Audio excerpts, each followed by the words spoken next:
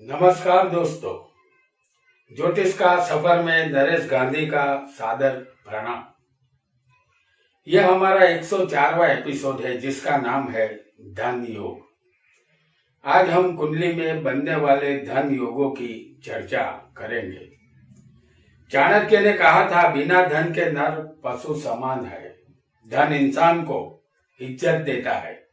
धन से ही सब कुछ खरीदा जा सकता है। मेरे नसीब में धन है या नहीं है, मैं धनवान बनूंगा या नहीं, मुझे धन संपत्ति का सुख मिलेगा या नहीं मिलेगा, ऐसे अनगिनत सवाल हमारे ज्योतिष कार्यालय में आने वाले लोग हमें पूछते हैं। इनका ऐसा पूछना भी लाजमी है। आज के जमाने में धन एक अहम जरूरियात बन चुका है। धन के लिए एक अंधे दौड़ की शुरुआत हो चुकी है। धन के लिए ही जीना और धन के लिए ही मरना, ऐसी एक विचारधारा धीरे धीरे स्थापित होती जा रही है। धन के बिना इंसान एक भी कदम बढ़ा नहीं सकता। धन कमाने के अनेक रास्ते हैं। अच्छे मार्ग से कमाया हुआ धन इंसान को सुख और संतोष देता है और बुरे मार्ग से कमाया हुआ धन उस धन को भी अपने साथ ले जाता है जो उसने बचत के तौर पर जमा किया था। कुंडली में कौन से योग जातक को धनवान बनाते हैं, आइए जानते हैं।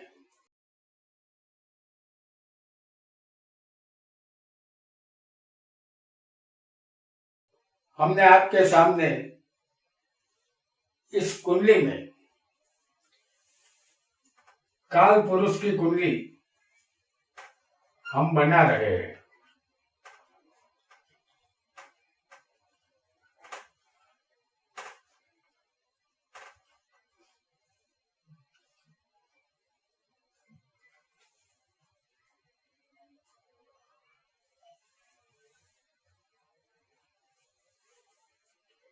जिसमें हमेशा मेष लग्न होता है।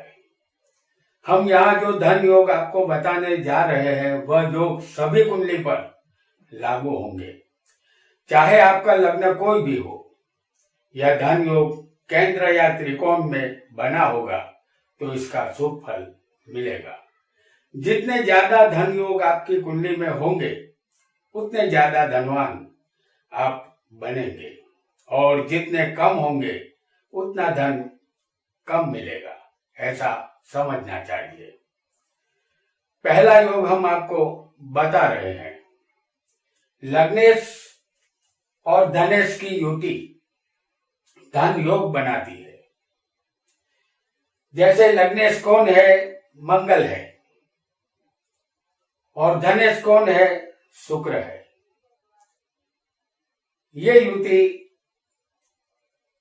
जातक को धनवान बनाती है। शरीर और धन की युति है। शरीर को ही धन की जरूरत रहती है। तो लग्नेश और धनेश की युति हम यहां आपको दिखा रहे हैं।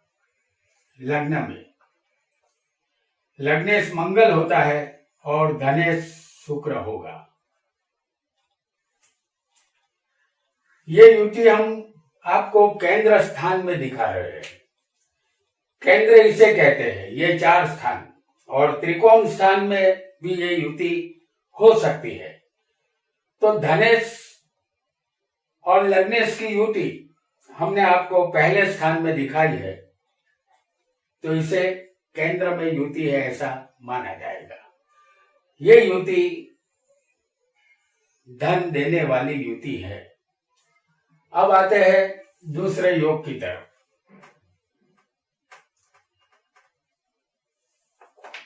हम सभी योग आपको काल पुरुष की कुंडली में ही दिखाएंगे, लेकिन आपकी कुंडली में कोई भी लग्न हो सकता है और कोई भी ग्रह लग्नेश या धनेश बन सकता है, लेकिन उनकी युति केंद्र या त्रिकोण में होनी जरूरी है, तभी ये धन योग बना हुआ माना जाएगा।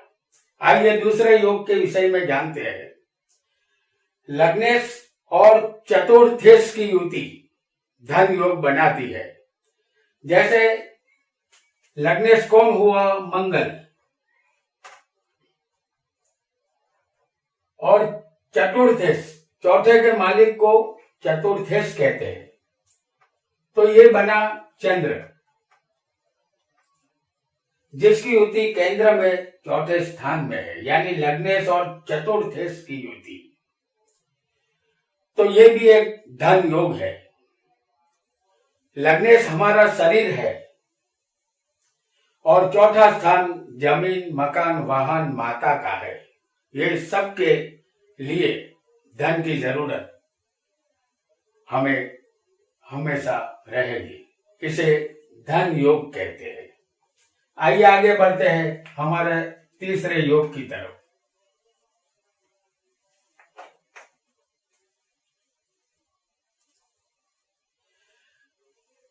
तीसरा योग लग्नेश और पंचमेश की युति धन योग बनाती है। जैसे लग्नेश मंगल और पंचमेश सूर्य, जैसे हम दिखा रहे हैं आपको पंचम स्थान में ही त्रिकोण में।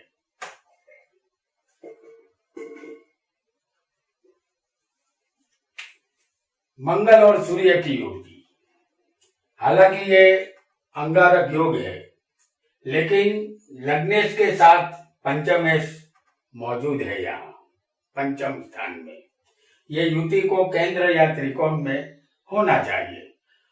तो सूर्य पांचवें है और लग्नेश हमारा शरीर है। पांचवा स्थान विद्या, शिक्षा, संतान और प्रेम का है। इन सब के लिए धन का होना जरूरी है। इसे भी धन योग कहते हैं। आइए आगे बढ़ते हैं कि हमारा चौथा योग क्या कह रहा है। लग्नेश और भाग्येश की युति विपुल धन देती है। मंगल जो हमारा शरीर है और भाग्येश गुरु जो हमारे भाग्य का मालिक है, और शरीर को ही भाग्य की जरूरत रहती है। तो ये युति हम आपको दिखा रहे हैं दूसरे त्रिकोण स्थान भाग्य में। यहाँ भाग्य का मालिक भाग्य में ही बैठा है, खुद अपने ही घर में बलवान होकर। तो मंगल गुरु नौवे भाग्य में, जैसे हमारा ये शरीर है लग्न, और भाग्य का जो स्थान है वो पिता, धर्म और तीर्थ यात्रा का है। इन सब के लिए धन लाजमी है।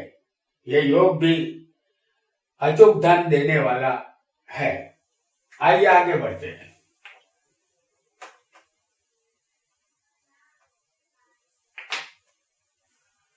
पांचवा योग धनेश और चतुर्थेश की युति धन अचूक देती है। जैसे धनेश कौन है? शुक्र है, और चतुर्थेश चंद्र है। तो धनेश और चतुर्थेश की युति केंद्र या त्रिकोण में होगी तो धन अचूक देगी। जैसे हम आपको यहां दिखा रहे हैं चंद्र और शुक्र की युति चौथे स्थान में। धनेश हमारा धन है और चतुर्थेश हर तरह के सुख का स्थान है। इन सुखों के लिए धन चाहिए होगा। ये योग भी जातक को धनवान बनाता है। आइए आगे बढ़ते हैं।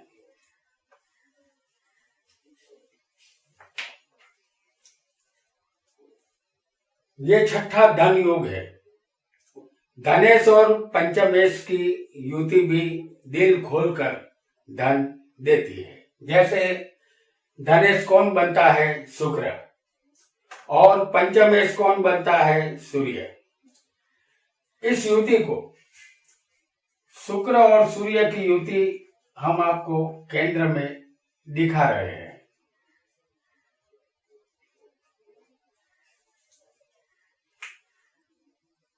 ये युति शुक्र और सूर्य की, वैसे तो ये युति कलाकार बनाती है। इन दोनों के साथ में अगर कोई भी बलवान ग्रह होना जरूरी है, लेकिन यहाँ सूर्य बलवान नहीं है, शुक्र सिर्फ मित्र के घर में है। तो शुक्र सूर्य की युति 10वें स्थान में हो तो धनेश हमारा धन है, और पंचमेश हमारे संतान का और एजुकेशन का स्थान है। संतानों की विद्या के लिए धन होना चाहिए। तो ये युति भी जातक को धनवान बनाने वाली है। आइए आगे बढ़ते हैं।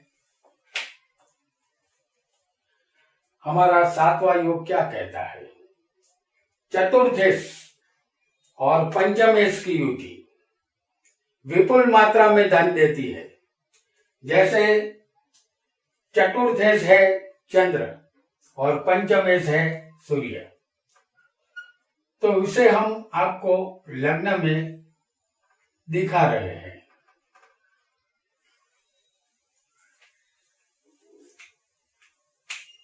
इसे केंद्र और त्रिकोण का राजयोग भी कहते हैं। पराशर योग भी इसे कहा जाता है। और चंद्र सूर्य जिस दिन एक ही खाने में आ जाते हैं, उस दिन अमावस भी होती है, तो इसे पितृदोष भी कहते हैं। लेकिन ये केंद्र त्रिकोण का योग है और ये युति केंद्र में हुई है, तो ये धन योग है, ऐसा हमें मानना चाहिए। चौथा स्थान सुख का है और 5वां स्थान संतान का है। तो संतान के सुख के लिए धन की जरूरत रहेगी। ये योग धनवान बनाने वाला है। आइए आगे बढ़ते हैं।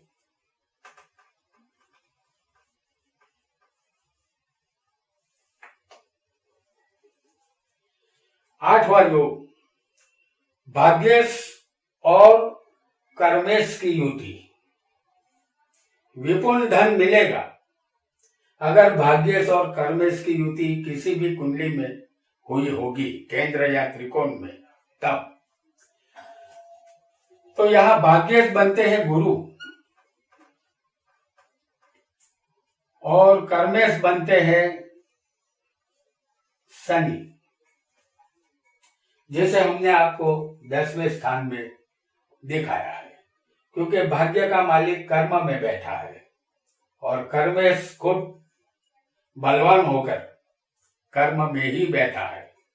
इसे केंद्र त्रिकोण का राजयोग कहते हैं। इसे पाराशर योग भी कहते हैं। गुरु शनि जातक को आध्यात्मिक स्वभाव का बनाती है। गुरु के पास ज्ञान है, उस ज्ञान के बाद शनि आध्यात्मिक मार्ग पे ले जाता है। यानी कि ऐसे लोग भगवान को मानने वाले होते हैं और इसे पक्का धन योग कहते हैं। और यह गुरु और शनि 10वें जो भाग्य में है वही मिलेगा, वो भी हमारे कर्म के अनुसार धन हमें मिलता रहेगा। ये योग धन दौलत भरपूर देता है। आइए आगे बढ़ते हैं।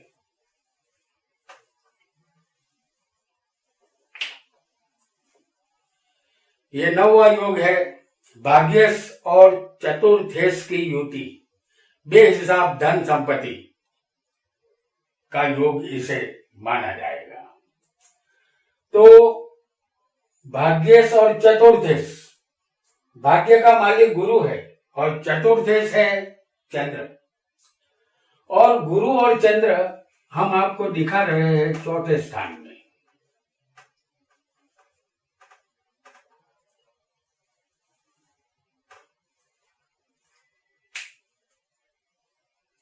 गुरु और चंद्र की युति केंद्र में बन रही है। इसे गज केसरी योग भी कहते हैं। यह भी एक बड़ा राजयोग है। यहां चंद्र बलवान है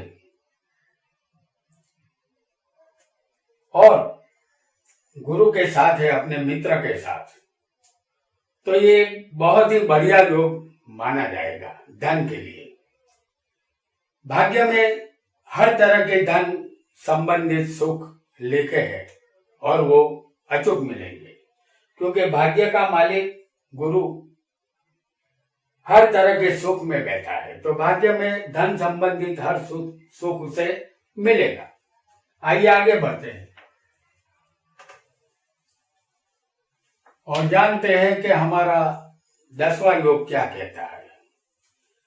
भाग्येश और पंचमेश की युति भी धनवान बनाती है।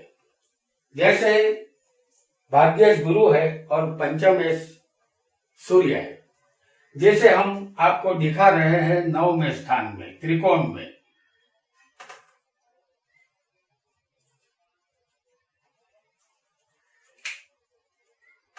ये भाग्येश और पंचमेश की युति है जो हमने आपको 9वें स्थान में दिखाई है। ये योग बता रहा है कि भाग्य में संतान है और संतान के लिए धन किसी भी मार्ग से आएगा, यानी आप धनवान जरूर बनेंगे, ऐसा आपको मानना चाहिए।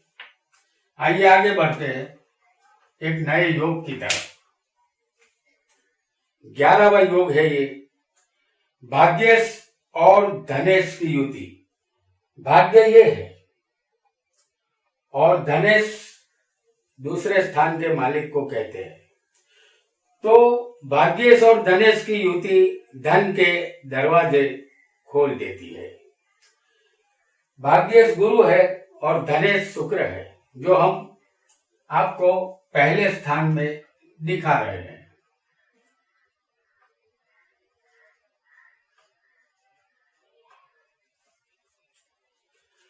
ये भाग्येश और धनेश की युति है। यह योग भाग्य में धन है ऐसा बता रहा है। धन का सुख जीवन भर मिलेगा, ऐसा अचूक मानना चाहिए, क्योंकि ये दोनों शुभ ग्रह है। गुरु को भी शुभ ग्रह मानते हैं और शुक्र भी एक शुभ ग्रह ही है, तो ये दोनों लग्न में बहुत बढ़िया और अच्छा फल देंगे, कोई भी लग्न हो।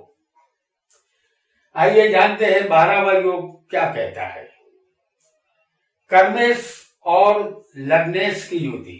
कर्म स्थान ये है और लग्न स्थान इसे कहते हैं। यहां हम मेष लग्न की कुंडली है ये, तो कर्मेश शनि बनता है और लग्नेश मंगल है। कर्मेश लग्न की युति यह योग कर्म के द्वारा धन योग बनाती है। शनि मंगल को हम आप इस कुंडली में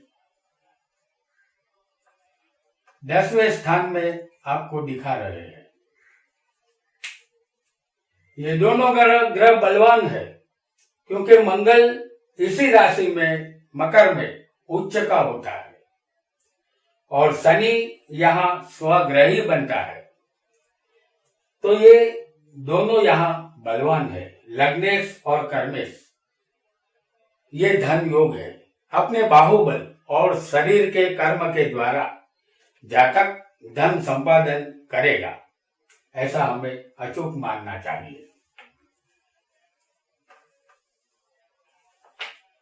आइए आगे बढ़ते हैं और जानते हैं 13वां योग कर्मेश और धनेश की युति। धन संबंधित कार्य करने से धन मिलेगा, यानी कि कर्मेश है शनि और धनेश है शुक्र, जैसे हम आपको दिखा रहे हैं 7वें स्थान में।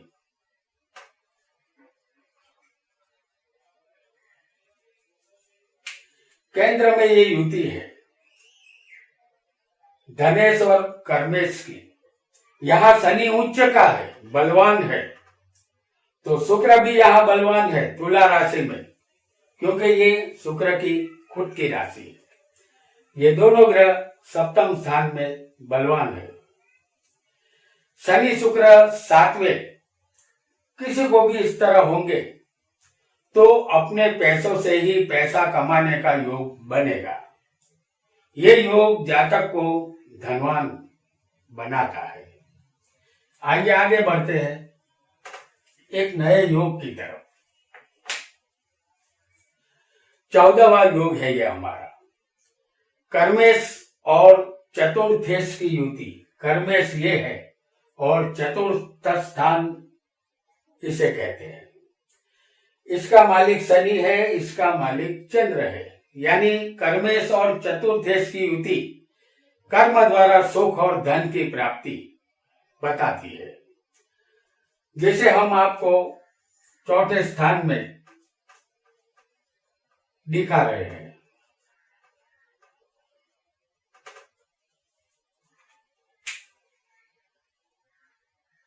वैसे तो शनि और चंद्र की युति को विष योग कहते हैं, लेकिन हम इसे एक राजयोग मानते हैं, क्योंकि शनि चंद्र वाले जातक को हमने बहुत आगे जाते हुए देखा है। ऐसे कई जातकों की कुंडली हम देख चुके हैं और वो अपनी सफल जिंदगी के मालिक बने हैं। तो कर्मेश और चतुर्थेश की युति यानी कि शनि और चंद्र की युति से जातक अपनी मेहनत से और कर्म द्वारा तमाम सुखों को और धन को प्राप्त करता है। ये एक धन योग है। आइए आगे बढ़ते हैं।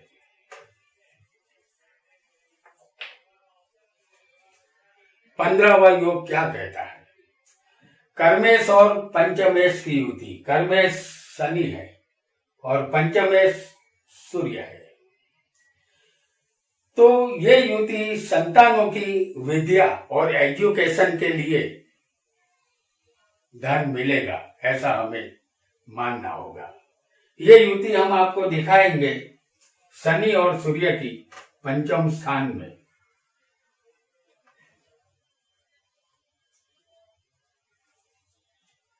हालांकि ये दोनों एक दूसरे के शत्रु है, शनि और सूर्य।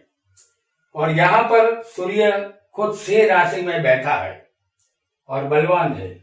ये दोनों बाप बेटे की युति है, ऐसा भी हम कह सकते हैं। तो अपने कर्म के द्वारा संतानों को सुखी करने वाला धन योग इसे हम मानते हैं। धन की कमी कभी नहीं रहेगी, ऐसा हमें मानना चाहिए। तो दोस्तों, आज हमने कुछ चुने हुए धन योगों के विषय में जाना। उपरोक्त योग जो हमने बताए हैं वो किसी भी कुंडली में लागू होंगे। हमने इन योगों को मेष लग्न की कुंडली में बताया है। आपकी कुंडली में कोई और लग्न भी हो सकता है।